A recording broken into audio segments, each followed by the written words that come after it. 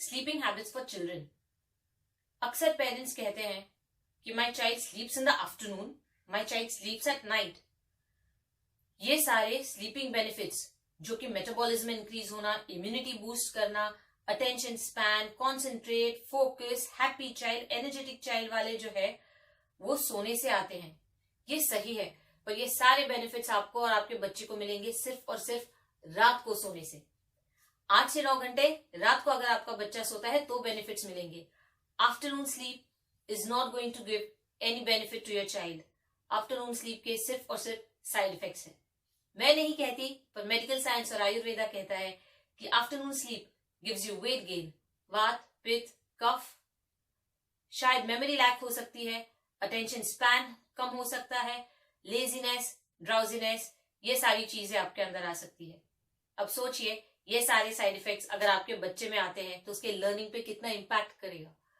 इसीलिए टीचर्स हमेशा कहती है कि बच्चे को दोपहर में मत सुलाइए।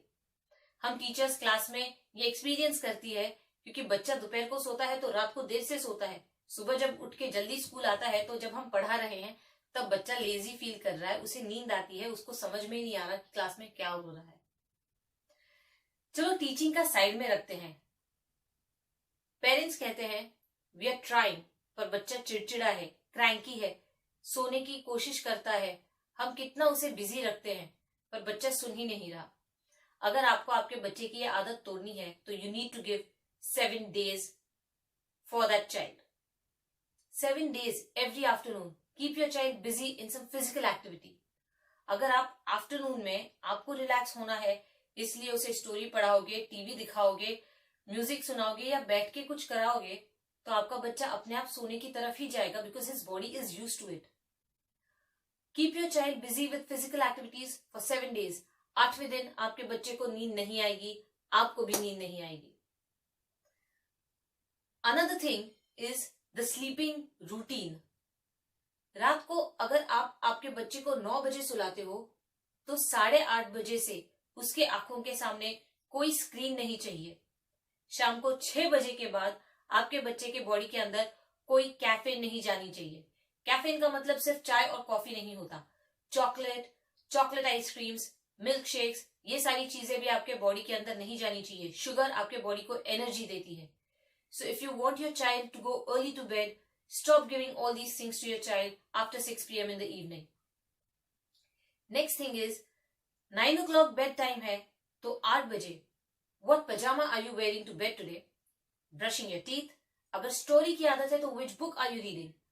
काफी बच्चों को स्टोरी नहीं पर बातें करने की आदत होती है, तो आप कौन से टॉपिक पे आज आपके बच्चे से बात करने वाले हो?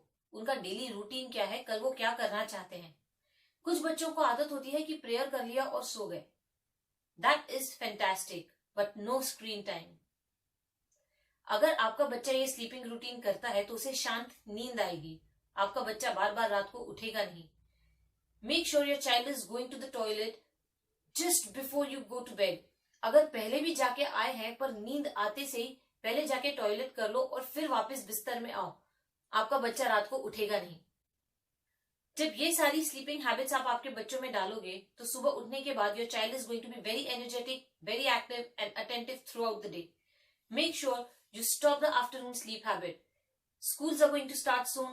Online teachings have already started.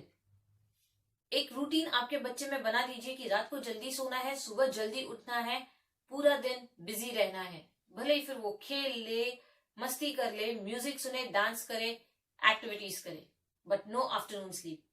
And ये सारे साइड इफेक्ट्स जो मैंने कहे, जैसे वेट गेन, वात, पित्त, कफ, लैक ऑफ मेमोरी, लेजीनेस, ये सिर्फ बच्चों में नहीं बड़ों में भी होते हैं।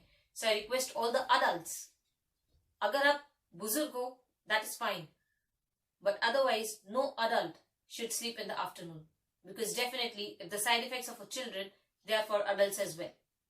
Try and change this habit as soon as possible. Take care and stay safe.